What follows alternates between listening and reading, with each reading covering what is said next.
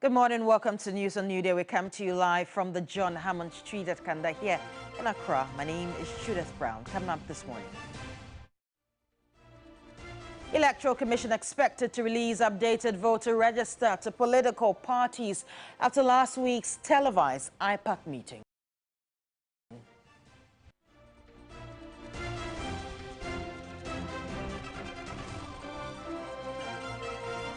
Meanwhile, President Akufo-Addo says the Electoral Commission has justified why there's no need for a forensic audit of the voters' register ahead of the December polls.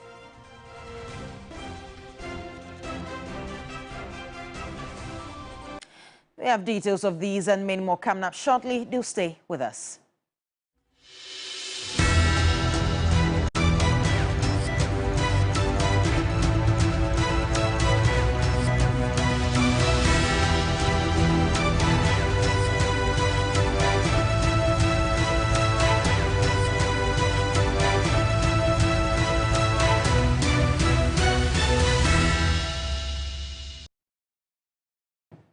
And indeed, we are your election command center. Let's start with some election-related stories. And the Electoral Commission is expected to release a revised voters' register to political parties and independent candidates on Tuesday following last week's IPAC meeting. The EC has consistently rejected calls from the National Democratic Congress for a forensic audit of the electoral register, which the party says is fraught with irregularities. After a televised IPAC meeting where the EC indicated that the register was just provisional and not the final document for the general elections, the Commission promised to further rectify the challenges and present a new and updated register to the parties tomorrow.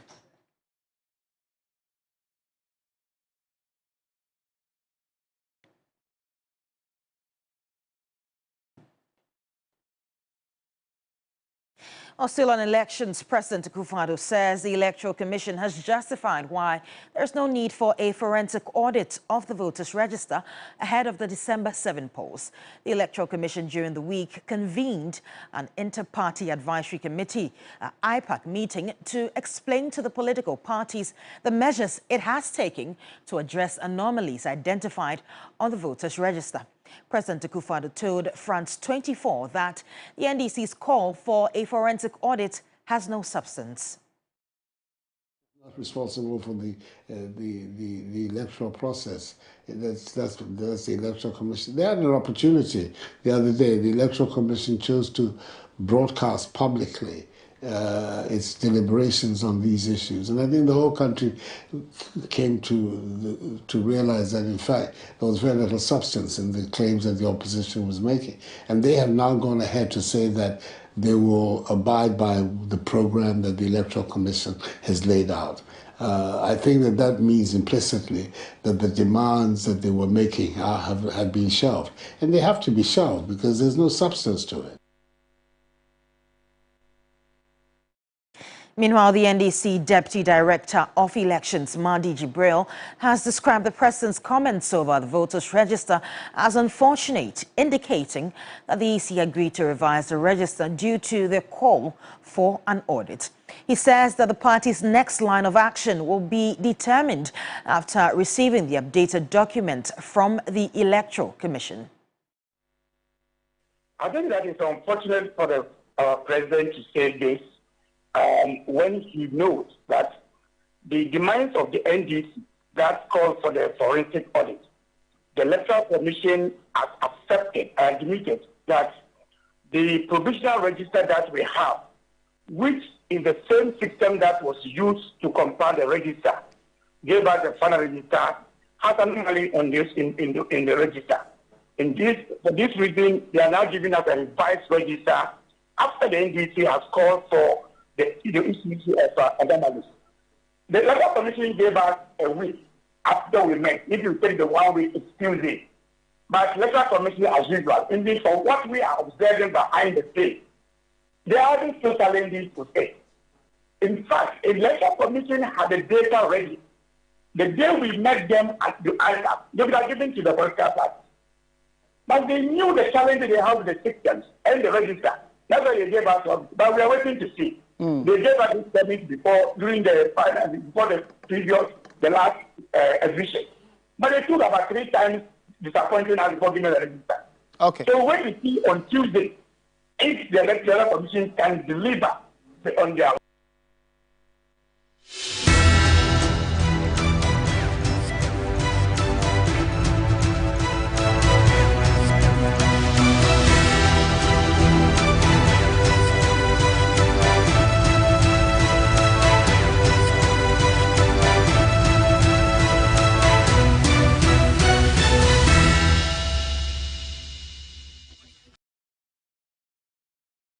Now, away from the elections, let's head to issues on illegal mining.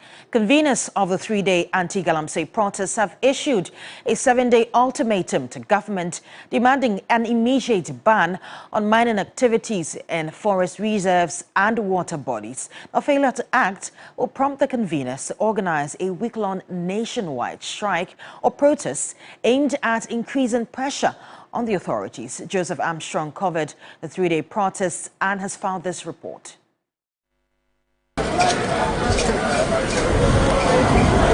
The first day of the protest began with a modest turnout in the early hours, but law enforcement was out in full force, ensuring the safety and order of the demonstration. As the day progressed, more protesters joined, raising hopes among the conveners. Protesters carried placards bearing messages such as "We need clean water," "Stop galamsey now," "Akufo-Addo, let my people go," "Blood gold, greed, and water, no be politics." After an extensive 9-hour march from Okonglo through Kanda Highway, Ridge Runabout, and concluding in front of the Osu Cemetery, the group submitted their petition to the Attorney General's Department. In response, a representative from the Attorney General's Department office emphasized that the law must be upheld. They are asking for the Attorney General Department to discontinue the prosecution process. People are asking that. So is it so that's why we are here to receive the petition. Is it going to be a blanket discontinuance? Is that what is being sought for? Irrespective of the excesses that took place, that would be a decision for the Attorney General himself to take. On the second day, October 4, the Inspector General of Police, Dr. George Akufo-Dampare, was seen encouraging officers to maintain professionalism while managing the protests.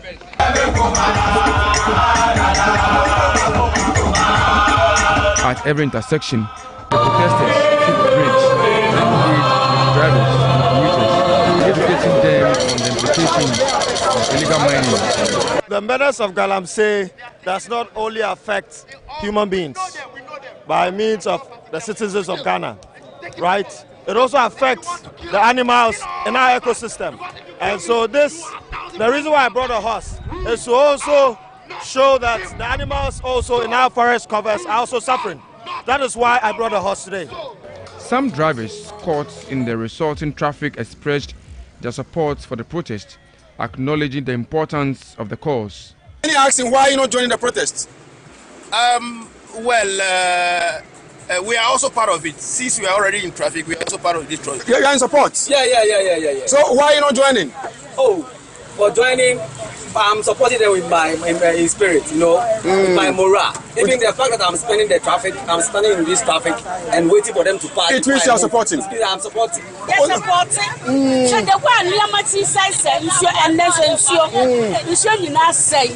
After nearly 10 hours of marching, the demonstrators presented their petition to the Ministry of Lands and Natural Resources.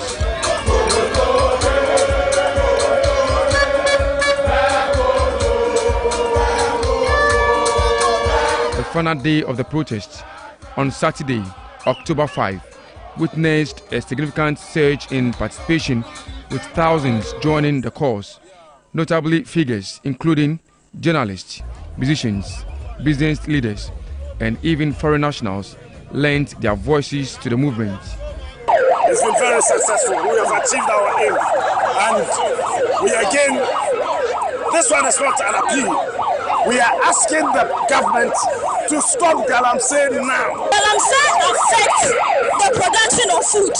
It will go a long way to also affect Ghana's food insecurity. I'm so proud of the Ghanaian youth. You know, they said arise Ghana youth for your country, and that's what we're doing. We're rising and we're standing up to the illegal mining that's been going on in my country. It's bad. It's very, very bad. People are suffering. High cases of kidney problems has increased in the past 10 years, and it's all because of galamsey.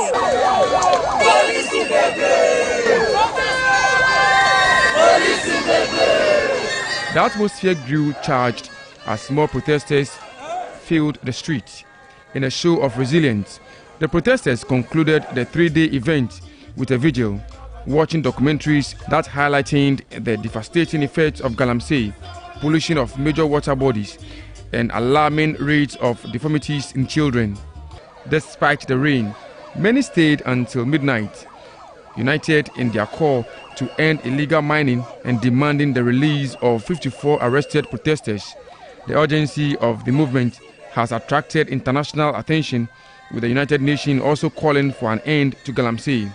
Additionally, organized labor is threatening a nationwide strike in the coming days if government does not take decisive action. As the situation unfolds, the protesters remain steadfast in their commitment to protecting the environment and ensuring a sustainable future for their communities. Joseph Armstrong, Gold, TV3, Accra. I'll stay on issues of illegal mining, and presidential candidate of the Convention's People's Party, CPP, Nana Akosua-Sarpong Nkrumah, says that the decision to arrest and remand some protesters who joined the anti-galamsey demonstration is unconstitutional. She contends that a demand for better governance should not warrant prison sentences, adding that the country has lost its direction. Christian Yali has found this report. In recent weeks, mammoth protests have erupted in the capital, with thousands sounding a clarion call for an immediate ban on illegal mining activities. The very essence of life, water bodies, are polluted, and ordinary Ghanaians are paying the price. A demand for urgent government action through protests resulted in over 50 individuals being arrested and put behind bars. Today's my day of breakfast. You took me to a doctor, say I've not eaten. One action that has been condemned is the arrest. The CBP flag bearer sees everything wrong with it. The youth of this country, most of them are in remands for having gone on the street to demonstrate. You think that's wrong? Oh, absolutely. I know there were excesses. I know there must be law and order. I believe in law and order. The people who committed the excesses are the people who must be held responsible. Very well. And given a day in court. But they must be bailed. They must go to our... This is not the kind of offense that if they bail, they are going to run out of the country.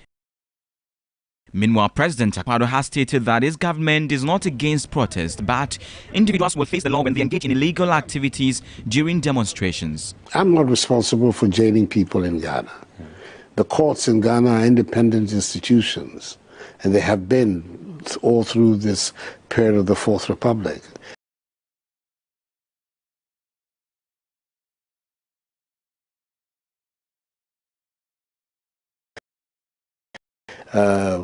People misconduct themselves and they're brought before court. It's for the court to deal with them. That's not nothing to do about politics. It has nothing to do with the executive. And their behavior is what lands them in problem with the police and with the courts. It's not the protests. How can the president, who himself, his political career was aided by leading protests, have problems with protests? I don't have problems with protests. And nothing is done in Ghana to prevent people from airing their views. Whether to ban mining or declare a state of emergency, what is clear is that the country's future is being jeopardized by a select few enriching themselves through galamsey.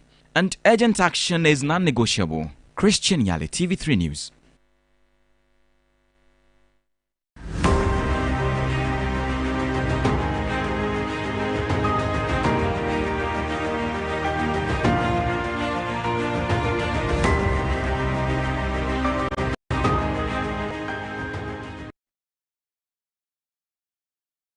On to some more stories. The Senior Association or Staff Association of the Volta River Authority, VRA, is calling on the government to withdraw a proposed bill that seeks to merge the Power Authority with the VRA to create the Ghana Hydro Authority.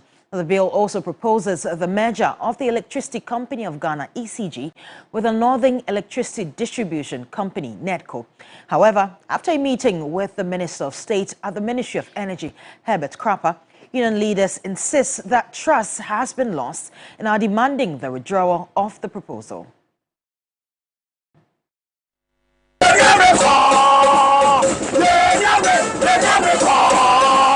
The Honorable Minister of Energy came to us yesterday. We thought that he was coming to address the issue and totally eliminate it, but that didn't happen. Therefore, we are continuing with what we are doing just to press home our demands. That is his claim. That is what he's made mention of it yesterday, that he is going to ask Parliament to withdraw it. So we are saying that the game is evidence. If you are saying that you want to withdraw the bill, make public announcement of it. Like Jesus disgraced Satan in the public domain. Make public announcement of it so that everybody will get to know that you have done a good job. But you cannot tell us this is what you intend to do. No, but you mean you are not satisfied with what we are not satisfied today. We are not satisfied tomorrow. Evidence. We are not going to satisfy next week. All that we need is evidence. Let the evidence be made bare for everybody to know that this is what he has done. Other than that, we're not going to do. How many megawatts have they added? Zero. You see, zero. But you want to destroy that which somebody built. It's fair. There's this thing why you want to take it out. But meanwhile, yourself have never added anything. They are only merging. They are not taking it away. The merger, they are only merging it so that they sell it to themselves. We know. So that they sell it. The cabinet memo is there.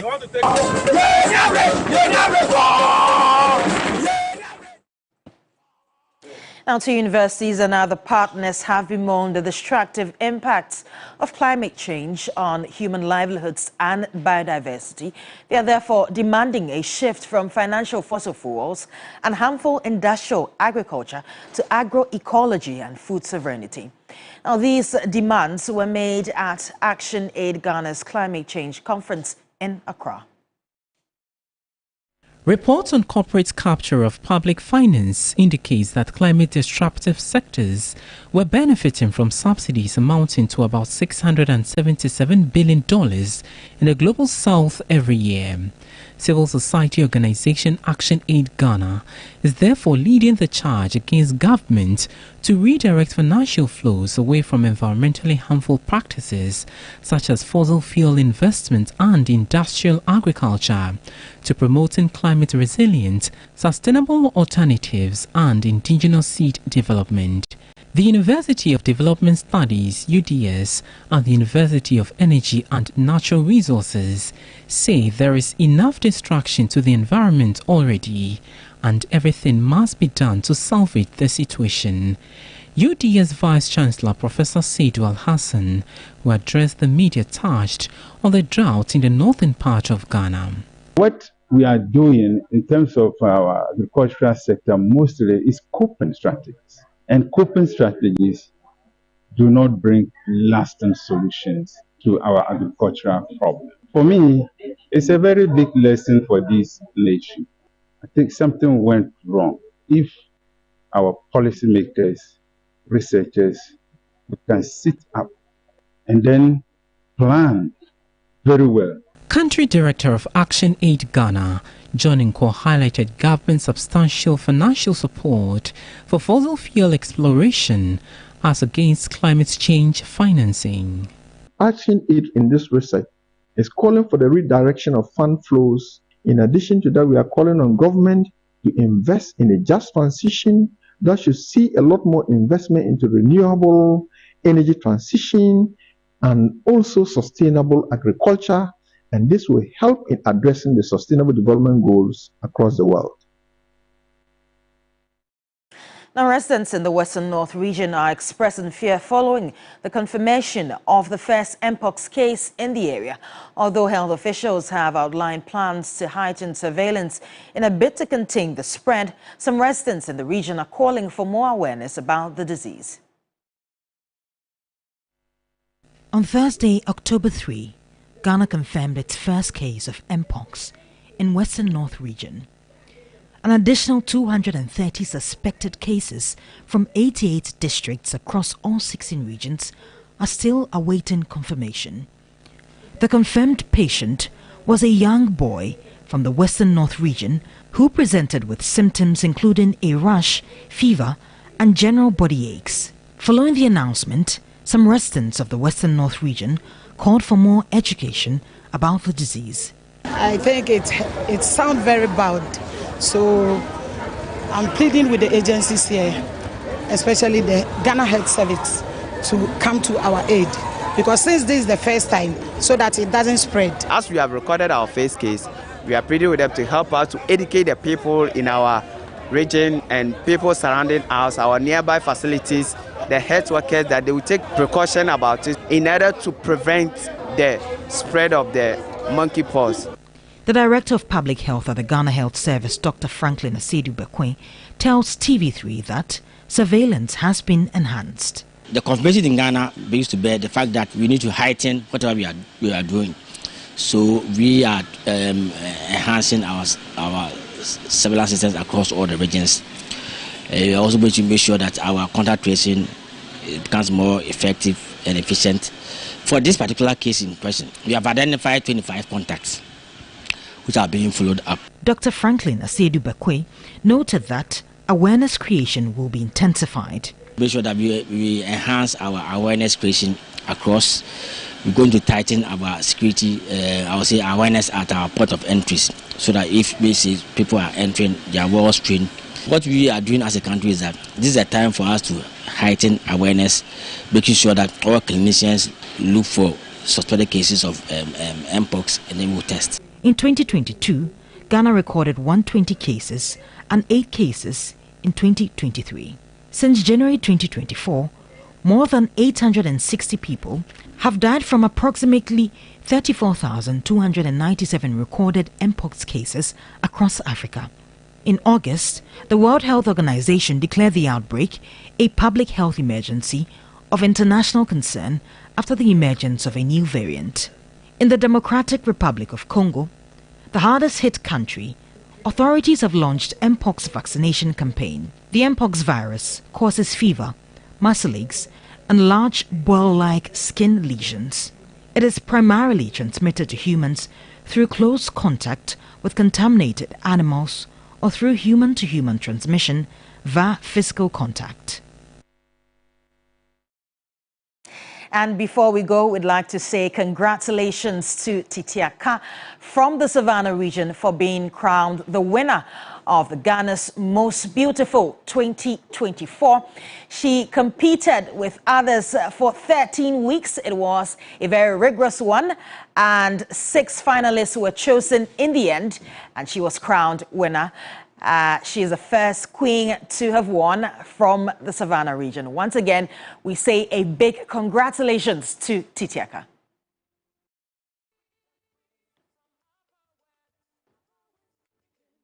And that's our wrap up the 6 a.m. news right here on TV3. My name is Judith Brown. Thanks for staying. We'll go for a short break. We'll be back with the rest of New Day.